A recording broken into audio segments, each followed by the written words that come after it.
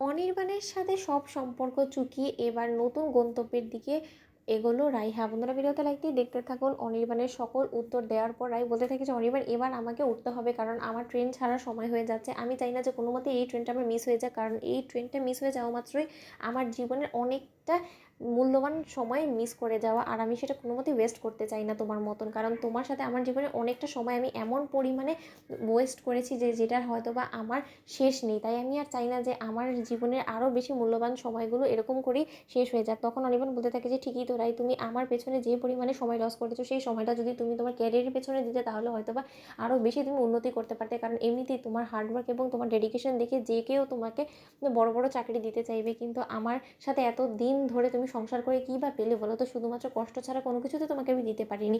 অন্যদিকে রাই যখন অবশেষে নতুন জীবনের দিকে এগোতে থাকে, ঠিক সেই মুহূর্তে অনির্বাণ স্টেশন থেকে বাড়ি ফেরা মাত্র অঝরে ঘর বন্ধ করে কাঁদতে থাকে আর বলতে থাকে যে আমি পারলাম না রাইকে আটকাতে, আমি সব কিছু শেষ করে দিয়ে চিরতরে রাইয়ের কাছ থেকে দূরত্ব মেনে নিলাম। কেন আমি রাইয়ের কাছে এরকম করে আত্মসমর্পণ করলাম? কেন রাইকে আমি যেতে দিলাম? আমি কেন রাইকে আটকাতে পারলাম না?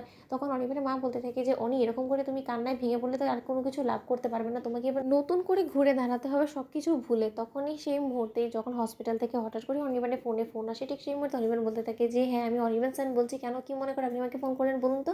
তখন হসপিটালের নার্স বলতে থাকে যে স্যার এখানে অনেক দিন ধরে একটা রিপোর্ট পড়ে আছে, আসলে সেই রিপোর্টটা রায়পূর্ণা দেবীর নামে, কিন্তু রায়পূর্ণা দেবী এখন আমরা কোনো মতে তার সাথে কানেক্ট করতে পারছি না, বিধে আমরা আপনাকে ফোন করলাম, কারণ আমাদের হসপিটালে আপনার নামটাই এবং আপনার নাম্বারটা এন্ট্রি করা ছিল, তার জন্যই আপনাকে কল করলাম। আসলে রায়পূর্ণার একটা রিপোর্ট আছে, আপনি যদি প্লিজ এসে কালেক্ট করে নিয়ে যান তাহলে আমাদের জন্য সুবিধা হবে। অন্যদিকে অনির্বাণ বলতে থাকে যে রায়পূর্ণার কিসের রিপোর্টস এসেছে, আপনি আমাকে এতটুকু বলতে পারেন? তখন যখন সেই নার্স বলতে থাকে যে আসলে যতটুকু ওপর থেকে দেখা যাচ্ছে যে এই রিপোর্টসটা খুব সম্ভবত উনি একটা প্রেগনেন্সি টেস্ট করিয়েছিল, সেটারই রিপোর্ট উনি হয়তো নিতে ভুলে গিয়েছে।